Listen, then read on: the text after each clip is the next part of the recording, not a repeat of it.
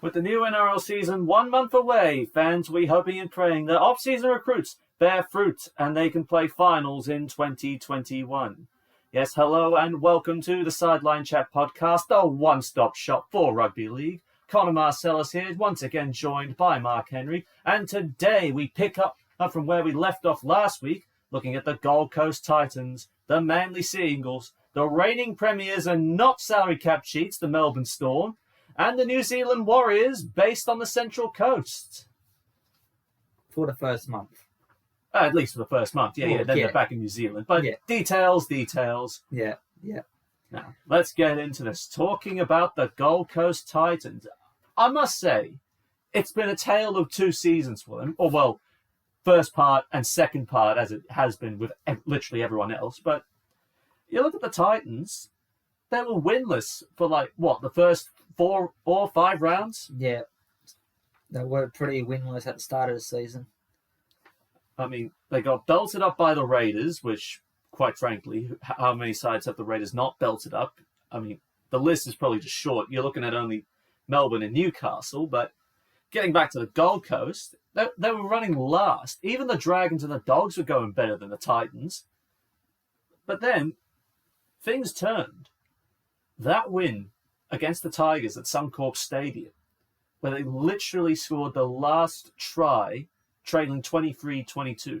That changed everything, didn't it? Oh, yeah, it definitely changed the whole season for the Titans, really. They went on a massive run straight to the final. It was still win-loss, but the Titans were still doing pretty well.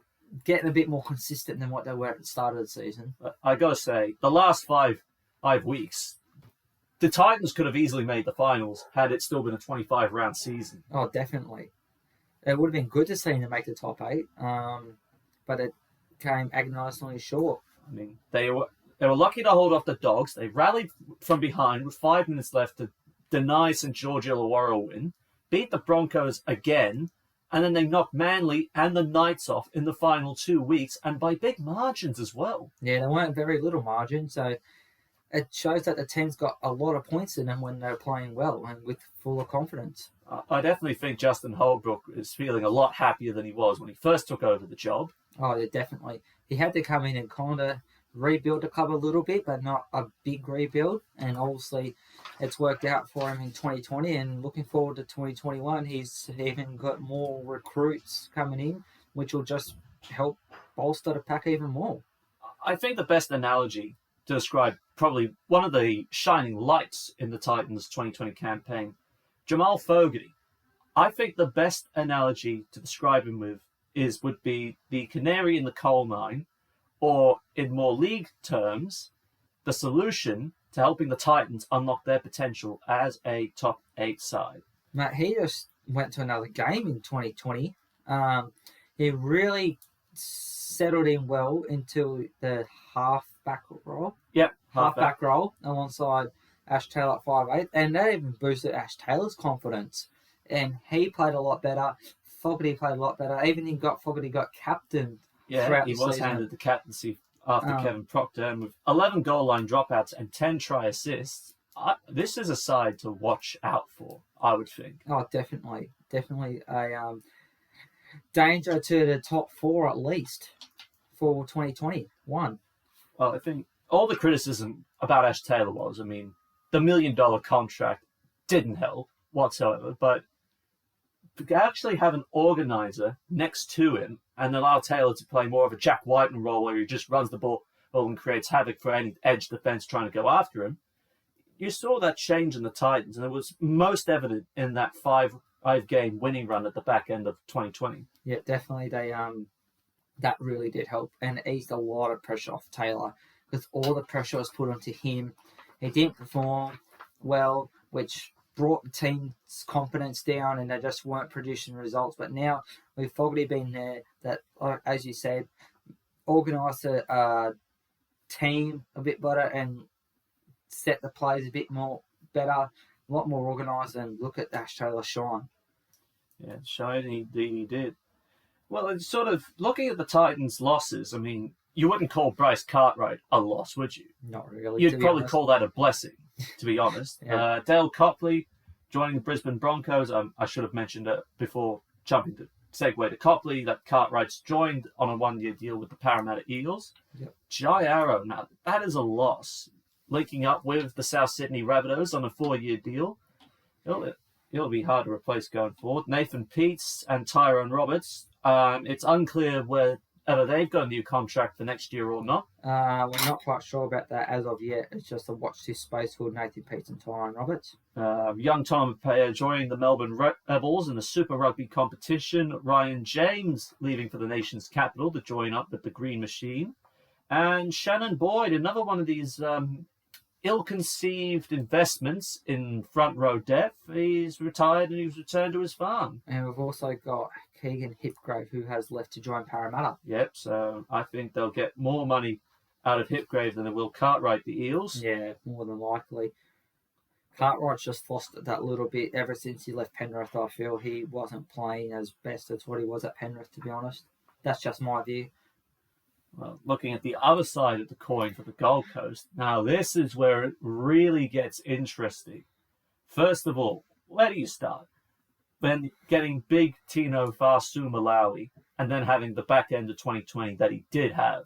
What is he? An Origin in forward and a Premiership winner within his first full season, would you say? I think it's his first full season, yes. And then the coup of the century, signing David Fafita from the Brisbane Broncos on a rich 3-year, $3 million deal. Mate, the Titans, they have, especially Big Tino and David Fafita, they have to be the two biggest signings for the Gold Coast, probably in their history. Since Scott Prince, yes. probably. Since Scott Prince. Yeah, so that's been a long time. But in the effect of that, it's a big loss for the Storm and Broncos, respectively. But it's the Titans win. Titans win. They don't care about how the other clubs go. They just want to get themselves up the ladder and into finals. And they increase their outside back depth with Patrick Herbert coming across from the Warriors and Sam McIntyre linking up from the West Tigers. And Herman Estesa going back from Newcastle. No, I didn't think he joined up with the Titans before. I think this is his first time. No, well, there you go. I could be wrong. But he's going to the Titans anyway from the Newcastle Knights of Herman Estesa. I could be wrong. Well, it's the case here. The Titans' first 5 weeks is something of an interesting, to say the least. Definitely. I think ultimately against the Warriors, we know what they're going to be up against, and I think it's going to be an ambush. I don't know, to be honest. I mean, the Titans should win based on their squad, but the Warriors, as we know, the back end of, even the majority of 2020, they were playing away from home, and they caused a few upset results, so that could be a tight one. I still think the Warriors could easily come out and ambush them. All right, round 2, Friday night, hosting the Brisbane Broncos, so they won't have to wait long to wheel out their new recruit on $3 million in front of the noses of their big brothers up in Brisbane. No, definitely not. I'd say the Titans will be the Broncos will be absolutely demolished in that game. Yeah, I could probably see it happening in front of a packed house, which would probably be the first time in a long time that Seabus Super Stadium was sold out. Probably the last time that happened was when Jared Hayne made his... maybe 2009, 2010 when they were in the top 4. Yeah, maybe then too. But other than that, probably Jared Hayne, when he played a couple of games at the Titans, was probably the last time before that when they got sold out. Round 3, they're up against the North Queensland Cowboys at the Queensland Country Bank Stadium in Townsville. Yeah. Now, I think they could just squeak by, but I think the Cowboys and Titans rivalry, not that it's a big rivalry. I mean, it's North versus South Queensland, but probably it's represented better between the Cowboys and the Broncos. But after this dismantling the Titans delivered the last time round, and with the improvements they've made in their forward pack with that beef, I think the Titans could just squeak home against the Cowboys. Yeah, I don't see the Cowboys beating the Titans, but who knows? It's a funny game, rugby league. She is indeed a funny game. All right, round 4, Saturday night at home, facing the Canberra Raiders. Yeah. I think we all know which way this is going, and it's not pretty for the Titans, even if they are drastically improved. Yeah, the Raiders tend to play well against the Titans. They have not beaten the Canberra Raiders in the last 3 times they've met. And the last 3 times, Canberra have absolutely walloped them. Yeah. Not looking good for the Titans, but the Titans could change that momentum. But against a side that made the preliminary finals in 2020, yeah, I'd say the Raiders will win that one. Yeah, easily. And round 5 against the Newcastle Knights at home against. That's 3 home games in the first 5 rounds and 2 back-to-back. Yeah. That's an advantage for the Titans. Playing against a bottom 4 side, only a couple positions up from where the Titans finished last year, playing the Knights.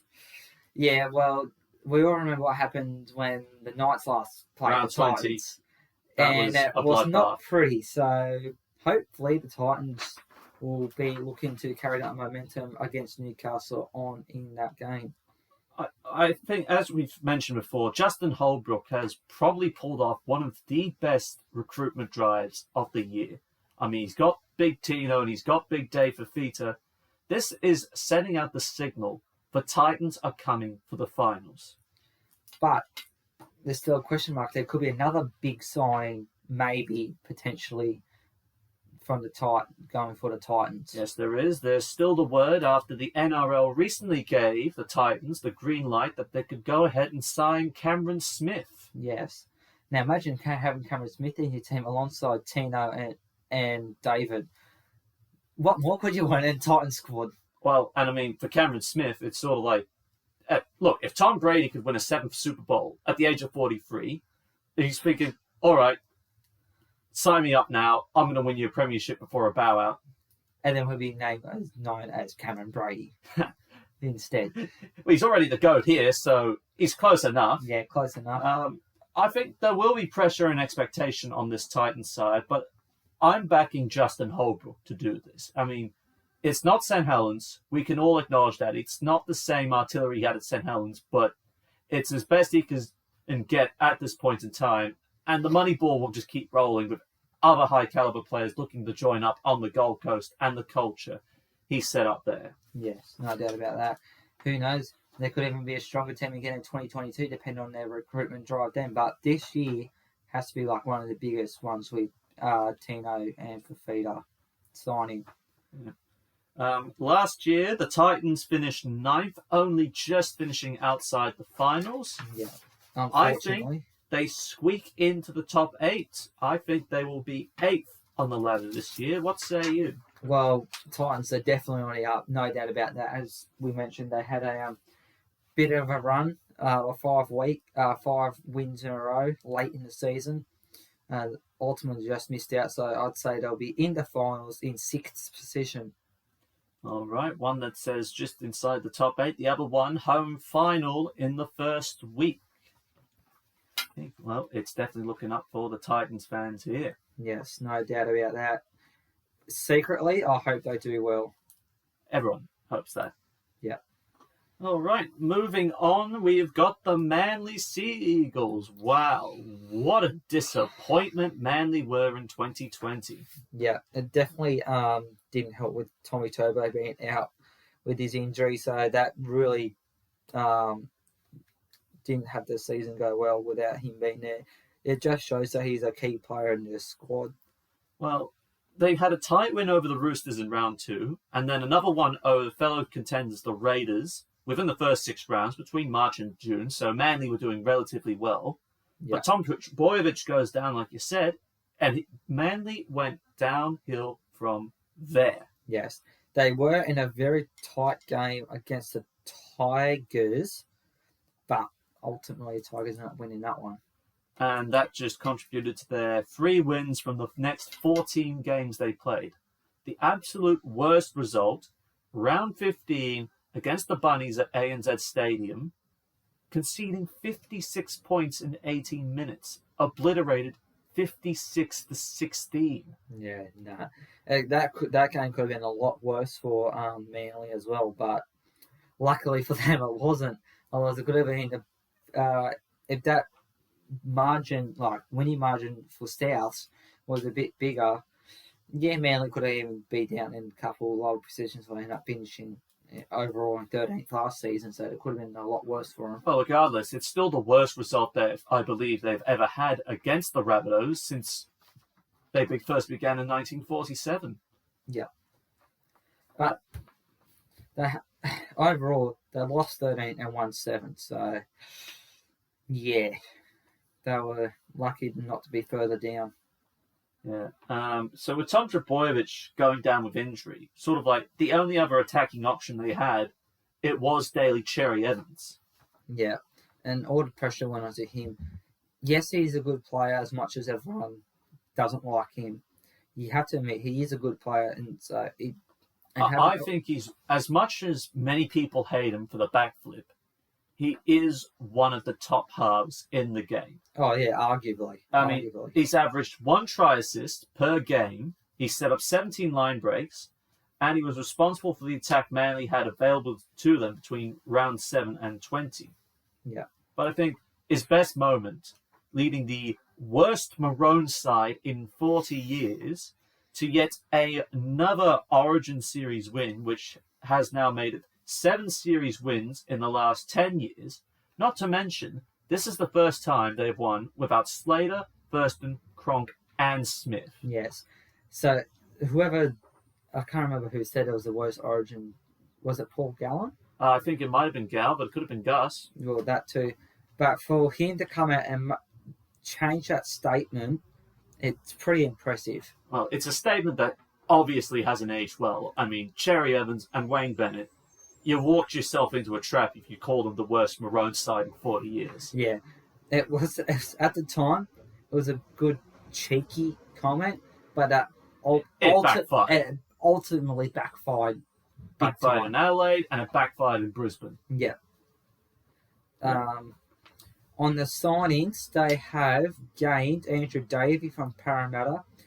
Old fan favourite returns on the Bulldogs in Kieran Foran, who should slot straight into the halves alongside Daly Evans. No questions. Yeah. Any talk of him playing hooker is bullshit. Yeah, he won't play hooker. He'll play in the 5'8". Jason Saab from the Dragons after they finally released him. But didn't let Ruben Garrick go because that was sort of like that linchpin that Garrick would return to the Dragons had they gotten Saab at that point in time, but that didn't work out that way for them. And Josh Alloy, I can't get his last Josh Alloy. That one.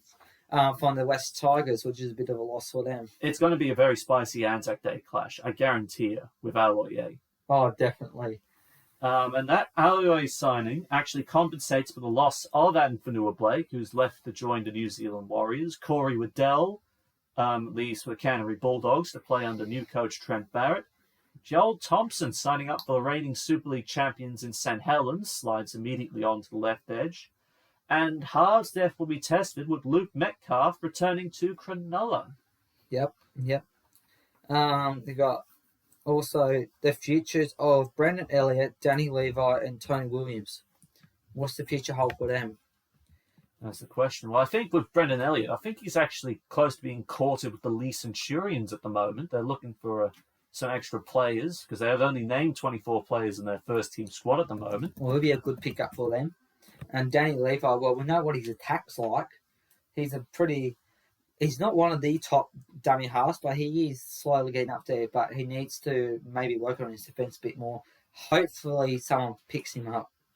North Devils have actually picked him up, so he actually is inside the Broncos feeder system at the moment. There you go. Looking at the first 5 rounds for Manly, they got the Roosters potentially at the SCG. We don't know if that's locked in yet. The AFL have yet to release their draw, so we don't know until that happens. I think the AFL have released their draw. Well, we'll still have to wait then. But against the Roosters, no. Actually, I'm thinking Roosters. With Radley and Verrills coming back, Manly don't stand a chance. No. Even if Foran and Tom Trbojevic are fully fit. Yeah, no. Round 2, they're at home against South. Yeah, no, South. Yeah. The Bunnies are going to carve them up. Yeah. The Dragons, Friday night in Wollongong. Yeah, that one's going to be a bit of a tough one. Obviously, for me, hoping, because I'm a Dragons fan, we get the upper hand of them. But they usually are there or thereabouts, so who knows? So that's a flip of a coin, literally. Yeah. Round 4, Easter Thursday, up against the reigning minor premiers. Yeah, Penrith. Yeah, especially after the last time when Charlie Staines bagged yet another 2 tries. Yeah. And then top off round 5, they got to travel to Auckland, becoming the first NRL team from Australia in close to a year that's played in New Zealand. At this stage, At this stage, yes. It's booked for Mount Smart Stadium. But who knows? But the Warriors being back at home, they should get the upper hand. So I feel in the first 5 weeks of the season, Manly may get 1 to 2 wins against the Dragons and the Warriors. I definitely think there are 2 wins on the draw and a coin flip for the other one. Yeah. I think the biggest problem Manly will have running into 2021, they need to keep Tom Trbojevic and Kieran Foran fit. If they can keep them fit, they're in the top 8. Oh, easily. No doubt about that. With Foran having his injuries on and off, and Trbojevic having his hamstring issues. A lot of hamstring issues. It'll be interesting to see how they run them into games. If they don't play the full A in the first few weeks, they might take them off to just slowly ease them back in and then play the full A. So would you be willing to carry, say, someone like Ben Trbojevic on the bench that, even though he's not technically a fullback, he could probably slide in there? Yeah, true. Ruben Garrick, he can play fullback, can he not? He's in that back line, so he could maybe even slide into fullback, and then you could have Tavita Funa could be another option as well, that one provided he doesn't throw another intercept to Latrell Mitchell. You could also slot in Brad Parker or Jason Saab. Yes, I know they might be playing out of position, but they're still in that back line, so they've got a few options. Manly, if they don't play Tommy Turbo for the full 80 in the first few weeks of the comp. I think the biggest test for them, it'll come within the back 5 rounds, because they've got to face Melbourne, Parramatta, and the Canberra Raiders. And that's just the first 3 weeks of their final stretch in the home run. They're hoping that by the time they get to that stage, they're in the top 8 and will be in the top 8, but who knows? Manly are going to be more competitive, no questions about it. I think they will be better than what they were, but are they going to make it into the top 8? Yeah. Based on their current size. They have got the team on paper, don't get me wrong. No, I'm not getting you wrong. But they have to try, like as we mentioned, Tom Trbojevic and Kieran Foran fit and healthy for the full season. That's their most key focus that they have to focus on in 2021. Otherwise, if they be in and out due to injuries, they won't make top 8. But them two stay fit and healthy, they'll be in. So that makes me think that the Manly Warringah Seagulls will finish 11th. 11th, okay. Well, for me, Manly finished 13th last year. I think they will do better, but I think they'll just fall short of the top 8. So I'm going to say they finish 10th. So right about the same. Mid-pack kind of. Yeah, that third quartile where teams could make the top 8, but they end up don't. Yeah. All right. Now we head on to the reigning premiers of the competition in the Melbourne Storm. What more could you want for Melbourne? Well, they just do what they do best, don't they? Oh, no doubt. It'll be interesting to see how they go, though, without Cameron Smith. Well, we say that, and everyone keeps predicting that the Melbourne Storm are going to fall from grace as one of the league's premier sides. Oh, they won't. No, I even predicted last year Melbourne would finish outside the top 8. Well, you know what they say about hindsight being 20/20. Yeah, well. How wrong was I? Yeah. But they have got the options there in Brandon Smith and Harry Grant. So they have got youth there ready to slot in to fill in the role into the big shoes left by Cameron Smith. And they've got the squad there. So they managed to do it without... They definitely got the squad. They managed without Kronk and Slater. So I know it's another big experienced player gone. They only conceded 4 losses all up last year, and they've had multiple blowout wins, and probably the best game of last year, that round 9 clash against the Roosters. Yeah, that sounds about right. Yeah, just that game was insane the way that ended. Kiri gets the field goal, then Pappenhausen gets a field goal. It's locked up at 25 all, and then you just go to Golden Point and it was spicy.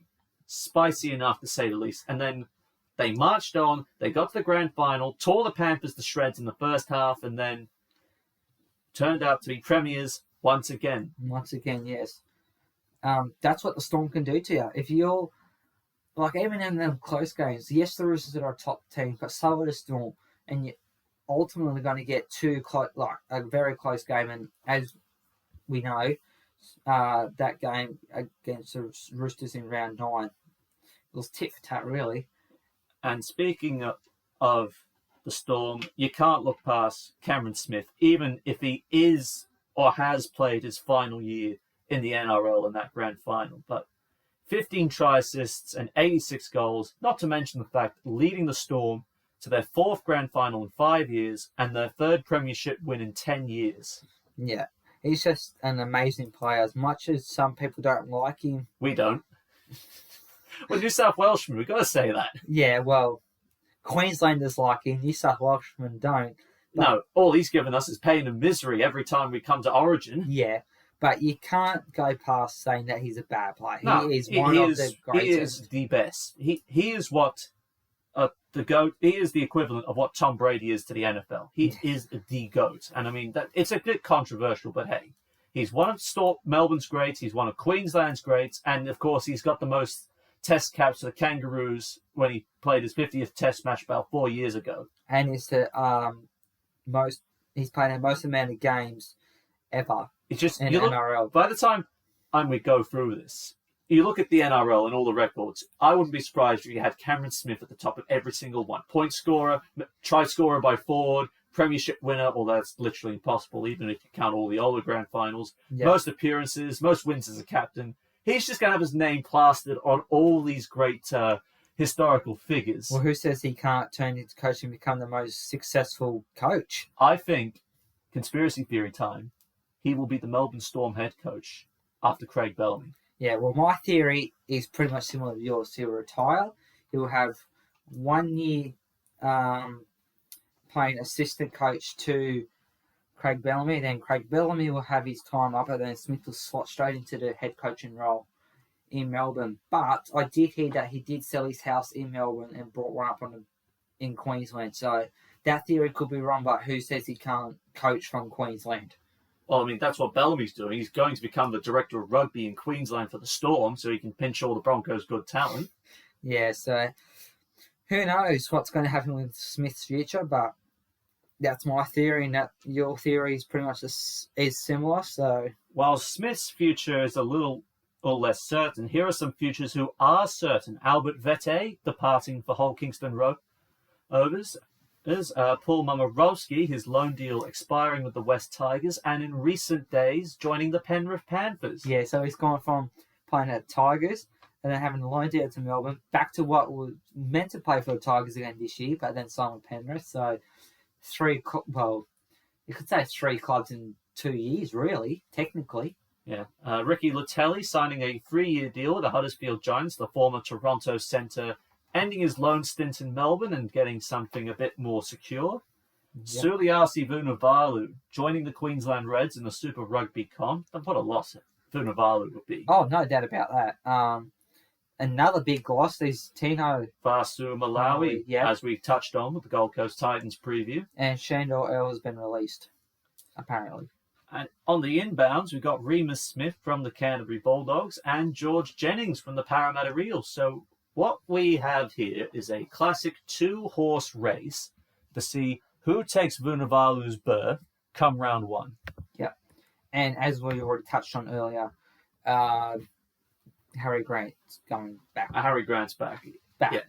And guaranteed to start now with the Cheese exploring his options everywhere possible. But the Cheese, he wants to play dummy half, but... Well, he's a 90-kilo lock, and it's not like Cameron Murray where he's got the big frame. He gets bashed up a bit more easier. He wants to play dummy half, but I think the Storm won't play him there, and they'll put Harry Grant in there. So whether or not that is a determined the Cheese's future at the end of next season if he stays and plays dummy half, or if he is allowed to go to another club to play dummy half, or we'll have to wait and see at the end of next season. It'll definitely be a wait and see on this issue here with Brandon Smith. Watch this space. Yes. Now, looking at the first 5 rounds of the Storm, opening up against the Rabbitohs in their first home game in close to a year. Yes, and the first game of this season. No doubt about that. This is going to be it's going to be another classic Bellamy versus Bennett matchup, but I think the Melbourne Storm do come out on top here. Well, having the home support, proper home support, like you said, the first time in nearly a year down at Amy Park in Melbourne, it's going to be good to have a stadium packed with Melbourne supporters again. Certainly, as I'm not a Melbourne Storm fan, I have missed that. It's just the atmosphere that you get from down. Like, I haven't been to a Melbourne Storm home game, but the vibe that you get from watching it on TV, you just miss it overall. So that will be a good game to welcome back. It'll be a great reward for all the long-suffering Victorian sports fans getting more big-ticket events back through their gates. And not only that, the Storm have come back premiers. Oh, yeah, that's so, big. Whatever the limitation is on the crowd down there at the time come round 1 in that game, it'll be sold out, regardless of restrictions on, like, capped crowds or whatever they have at the time. Next 2 weeks, they're on the road into Western Sydney. First up, the Parramatta Eels at Bankwest Stadium. We both know what happened the last time they travelled to Bankwest Stadium.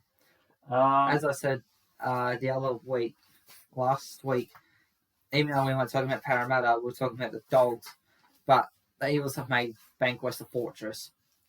Yeah, it's going to be tough for Melbourne to try and break down Parramatta, especially in front of that passionate Parramatta home crowd that lifts Bankwest Stadium as like the premier Western Sydney venue. Yeah. This could be a flip of a coin, really. No doubt about that. With the squad that both teams have got, it'll be, like you said, a flip of a coin, a close one. Who knows? Might even, after the Golden Point times, it might even still be a draw. The game could easily be, well, not easily, but could end up in a draw come the end of the 90 minutes. Round 3, it's the grand final rematch, and they travel to Panthers Stadium. So if they thought the crowd at ANZ was hostile in the grand final, what about the crowd in Penrith itself? Yeah, well, being Penrith home game, and they're pretty passionate fans out there too. Yeah, that'll be another one, a flip of a coin, to be honest. But I say Melbourne. I think Melbourne come out on top again. No doubt. They're just got a bit stronger side, the more experienced side. Just be that slot a little bit better overall. And Good Friday, they're back at home and they're up against the Broncos. Yeah, that's going to be a walkover. No doubt about that. No doubt. And against the Dogs in round 5 at HBF Park in Perth. At this particular ground, they did not have a good result the last time they played there, but which was how long ago? 7 years. But since then, Melbourne have held the wood over us since 2017, really. So yeah, I think comfortable win for the Melbourne Storm, even with the return of Luke Thompson. Yeah. I think biggest thing for Melbourne to try and overcome, it's life after Cameron Smith. But the good news is they don't have to do the World Club Challenge in February. More likely, as we've talked about previously, it's more likely to occur in October. Yes. But they've also got, like as we mentioned, they've got enough experienced players in there to help the Storm get through this first year, maybe half a year, to get used to life without Cameron Smith. Like they've got Felice Kofusi's been there for a long time. Sofa Sunline has been there for a while. The Bromwich brothers have been there for a while. Ado Carl's been there for a while. They've got Munster, who's always keeps going to another level. He's been there for a while. Christian Wilson's been in there for a long time. So they've got enough experienced players there to help guide the young ones through, such as Harry Grant, Brandon Smith, and Jerome Hughes and all that. I think goal kicking will be the big problem because with Smith gone, it's more pressure on both Munster and Pappenhausen for either one of them to step up as the first choice goal kicker. Well, who do you think will be the first choice? I think Munster will get the first crack. I think Melbourne will do all right. I think it'll definitely be the focus of Craig Bellamy to direct the Storm to back-to-back premierships. Yeah, I don't see that happening without the first year without Smith. I think they will make the grand final, but I think they'll lose to South Sydney in the grand final itself as Wayne Bennett secures one last victory over Bellamy. Yeah, they'll be there or there, like they'll be in the top 4 at least. Whether or not they make the grand final, I think they could be there. As I said last week when I previewed the Raiders, I said the Raiders will go one step further than what they did in 2019 and win the comp. But their opponent will probably, I'd say, Melbourne Storm. But the Storm will lose it. Well, last year, Melbourne finished second and were crowned the premiers. I've got them finishing fourth, and they will be runners-up in the 2021 grand final. How say you? Yeah, as they finished second last year, I reckon they'll finish one position lower in third. And as I just mentioned, come runners-up in the grand final to the Canberra Raiders. So one that says fourth, the other says podium finish in third place. Either way, the Melbourne Storm will still be in the grand final. Now, to the Central Coast Warriors. New Zealand Warriors. They've been away from home for such a long time. But as we mentioned previously, they have played, well, I feel they have played well away from home, from the families, friends, etc. But they have done some surprising results. And I know the first month they're away from home again, but come when they are due back in April, mate, Mount Smart Stadium will be packed out. First game back, they'll be packed out, no doubt. I definitely think after a shaky start, 2-4, they lost Stephen Kerr, and you thought, surely 2020 couldn't get worse for the Warriors. Already forced to relocate from New Zealand to play in Australia. Yeah. The sacking of Stephen Kearney, I felt was a bit unfair, to be honest, considering what they had to go through to get back into Australia to keep the competition going. If the Warriors didn't come back to Australia, we'd have no NRL. We wouldn't have no 2020 NRL competition. But because they made sacrifices for come over, and it's eternal gratitude to the New Zealand Warriors that yes, they were able to go through what they have done, and we thank them tremendously. Yes, they had a bit of a rocky start when they came over to Australia, but I still feel that sacking of Stephen Kearney was a bit wrong. But they didn't let their heads drop, even after Todd Payton took over. In fact, the Warriors fought back. They're just like, all right, so you got us removed from home. We've lost our coach after a couple of seasons. Let's try and make the most of it. And they almost did. 2 rounds to go. They could have been in the top 8, but denied by the Sharks. And that was just the end of it. They managed to still finish off 2020 in fine fashion, dominating the Manly Sea Eagles. And they finished 10th overall. And that's coming up from the bottom 4. Yeah. So the Warriors only missed out on making the top 8 by 4 points. So effectively 2 wins.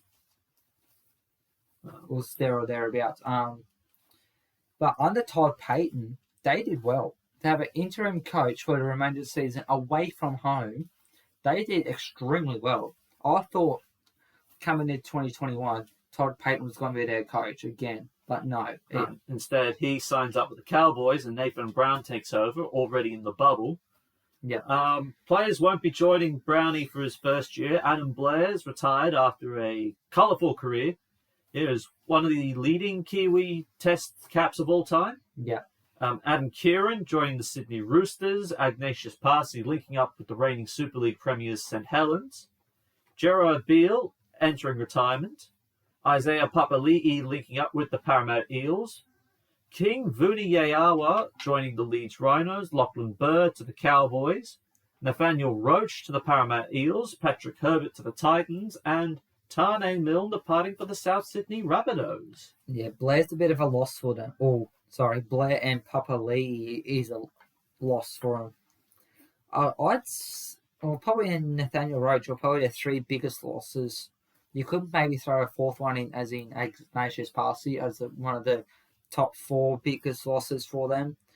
The compensation with the inbound players is well makes up for it. First of all, Adam Fanua-Blake from the Manly Sea Eagles. Yeah, Manly's got to hurt from that one. Big Ben Murdoch-Masila coming back after a good 3-year stint with the Warrington Wolves and an additional years with the Salford Red Devils. I feel they're the top 2 signers on the Warriors. Kane Evans coming up from the Parramatta Eels. Ewan Aitken from the St. George Illawarra Dragons. Marcelo Montoya from the Canterbury Bulldogs. Bailey Sirinen from the Bunnies. And Sean O'Sullivan from the Brisbane Broncos. Yeah, 2 big signings. Murdoch-Masila and Fanua-Blake, no doubt. They're starting, guaranteed. Guaranteed. Especially with the loss of Carl Lawton, it's more important that they utilise Jazz Tavanga's utility to play dummy half a bit more, with Wade Egan most likely guaranteed to start. Yes. Where would you put Sean O'Sullivan into the squad? I don't know. I think he'd be more of a depth player. I think you're more likely to say, you're looking at that bench and looking at that 17th man, I'm more willing to back Bailey Sirinen for that utility role than Sean O'Sullivan is. Where would you throw Ewan Aitken and Marcelo Montoya in? I don't know. Aitken starts, Montoya's outside back depth. But I tell you what, Aitken and Fusatua on that right edge for the Warriors, and regardless of whether Eli Katoa plays on the right or the left edge, Warriors have got some big guns, and especially with Roger Tuivasa-Sheck coming back for 1 more year. Yes. Fusatua and Ken Malalo. I was just about to say about Roger Tuivasa-Sheck. In their current squad, who do you think will take over from Tuivasa-Sheck in 2022? Yes, they've still got, they can recruit again for 2022. There has been talks about... He's been the face of the Warriors ever since he joined, so it's hard to say who takes over the captaincy from him. There has been talks that Matt Duffy could go over to the Warriors. Ryan Pappenhausen, Joey Manu, they've both been tossed up as potential replacements. I personally feel Ryan Pappenhausen and Joey Manu will not go to the Warriors. I think they'll stay at their respective clubs. As for Matt Duffy, I'm a bit unsure about that one. We've also got to keep Tex Hoy from the Newcastle Knights in mind. I mean, he could still be stuck behind Kalen Ponga even if Hoy's kept in the side as a 5A. True, but then again, that would be depending on Blake Green. But opportunity to start at fullback and offering the Warriors some extra goal-kicking depth. Why wouldn't you go? Well, yeah. But I know we're going a bit off now. Tex Hoy, you could also use him as a utility off the bench. Then take Kurt Mann off. Well, you wouldn't take Kurt Mann off, or you could take Watson off. But back to the Warriors. Tex Hoy could be an option for him, for the Warriors, but let's have to wait and see what happens. So, if the Warriors are to make a premiership surge, it's possibly going to have to be this year before Tuivasa-Sheck leaves. Oh, arguably. So, starting off their season, they've got to face the Gold Coast Titans. Now, we've already touched on this with the Titans preview. I think the Warriors will stage an ambush again, forced to play in Australia for the first, but all rounds at least. They're going to come up with some surprising upsets. Oh, no doubt about that. They caused a few in 2020 as well. Then they back it up, round 2, playing against the Newcastle Knights. With Ponga, it could go either way, but without Ponga and without Blake Green acting as a stable hand, I think the Warriors back that up. Oh, yeah. I think the Warriors will, because I think Ponga's out for the first couple of weeks. They're talking about up to a month at least. Yeah, and then Blake Green's going to be out for pretty much rounds 5 to 8. They're running at the same time as Ponga. So, yeah, the Warriors probably get the upper hand over Newcastle. Round 3, they're up against the Canberra Raiders, but they have pulled off a couple of shocking upset wins within the last couple of years. But I think the Raiders at home, too much. Yeah, probably too much. But they could spread an upset. Yeah. Roosters, I think we all know which way this is going. The Roosters are going to probably beat them and beat them badly. I'd say they'll beat them, but I don't think it'll be badly. I'd say it'll probably be less than 12 points, So a 1-12 margin. And round 5, first home game in a year against the Manly Sea Eagles. I think there will be a lot of energy and hype heading into this, and I think the Warriors will pull off a third win here. Oh, easily. And as I mentioned when we did Manly's preview, it'll be packed out, regardless of how many fans are allowed to have. It's half, 50% capacity, 25% or 75% capacity. it's going to be sold out within probably the first hour of the game of tickets going on sale, if they haven't already gone on sale. Against Manly, yeah, but it's a bit iffy with Manly, but with the Warriors being back at home in that game, full support from the, faithful and a fan base that sticks with them very closely, it'll be full support and absolutely deafening. Oh, it will be, definitely. I think Nathan Brown, this is his first time he's been back in 2 years. I think he's going to go very, very close with this Warriors side. But I think I look at his side on paper and I look at other sides on paper and I just think there are going to be sides with stronger sides that are just going to be in the top 8. So I think the Warriors are just going to be pipped at the post. Oh, so painfully pipped at the post. I think they finished 10th last year. I think they'll go one better, but they'll still finish short of the top 8. But they'll definitely go close. Yeah. Ninth place finish for me. For me, I'm going to say they finished where they finished in 2020, which is in 10th position. But improvement. There'll definitely be improvement. Now, a lot of headlines coming up recently. We were going to talk more about the All-Stars, but I feel it would be more appropriate to talk about it next week when we're actually closer to the All-Stars match itself. But recently, there has been a lot of speculation concerning a one Shane Flanagan, believe it or not. Yes, very much so. What club does he go to? We don't know. If John Morris gets the sack, he could easily slot straight back into the head coaching role there.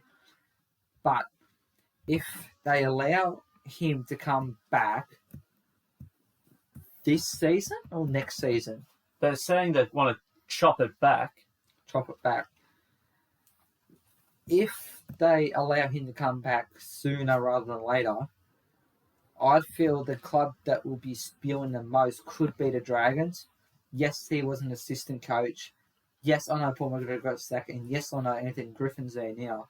But he could have been a potential Dragons coach if he's allowed back. But it's not, so I think the biggest problem is what kind of message do the NRL want to send if they say to Shane Flanagan, hey, look, we know you're banned until November 2021 when the 2022 preseason begins, but we're going to actually allow you to come back early from your punishment, and we're going to reward you even though you totally broke the rules of your original aggression with the 2014 peptide scam.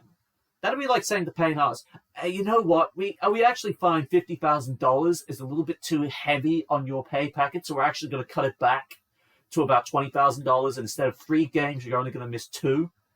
Yeah, it's a bit inconsistent about that. And even on that Payne Haas thing, Cora Norman could get the same as Payne Haas. But we don't know about that one yet. But back to Shane Flanagan. It is a bit of a surprise. Yes, he's only got, how many months? 8 months? 9 months. 9 months left. I can just, if I was the boss at NRL or whoever's decided, Andrew Abdo. If I was making this decision, I would say leave it for 9 months and make him serve the full punishment. Yeah, we need to be enforcing these things. I mean, Gus Gould, getting back onto the Payne Haas thing, he was already saying we need to start taking the toys away from these pampered, privileged kids. And so they stop doing all these idiotic things. They stop making these mistakes with alcohol, and they just stop leaving blemishes in the off-season that just seems to be negatively associated with rugby league. When was the last off-season we went without a drama? I would probably think literally never. Well, there have been a few big ones over the last few years, namely Jack Bellin in the 2018-19 off-season. The Bulldogs at Coffs Harbour. Yes. The Bulldogs at Port Macquarie. Yeah. David Feeder and Barley. David Feeder finding the wrong place. Nelson Asofa Solomona. Anyone else we're missing at the moment? Curtis Scott. Curtis Scott, but he was eventually found not guilty. Yes, he did but get still, off that. The point stands. Yes. If the NRL brings Shane Flanagan back early, they're sending the wrong message. Arguably, they're sending the Now, we'll open the floor to you. Do you think Shane Flanagan should come back early, or should he serve out his full punishment? Sound off in the comment section if you want to. As you already know, I'd say he should serve his full punishment. As for you, what do you reckon should happen with Shane Full Flanagan? punishment. Strong message. There you go. So both of us here reckons he should deserve his full punishment. All right. Well, that is full time from us for another week. Join us next time as we talk about the Newcastle Knights and where they go following Mitchell Pearce and Adam O'Brien's discretions. The North Queensland Cowboys, wooden spooners or top 8 contenders? Find out then. And we also talk about the Parramatta Eels, the Penrith Panthers, and we give our final say on the All-Stars game. And from Mark Hendry and Connor Marcellus, this has been the Sideline Chat Podcast. Bye for now. See you later.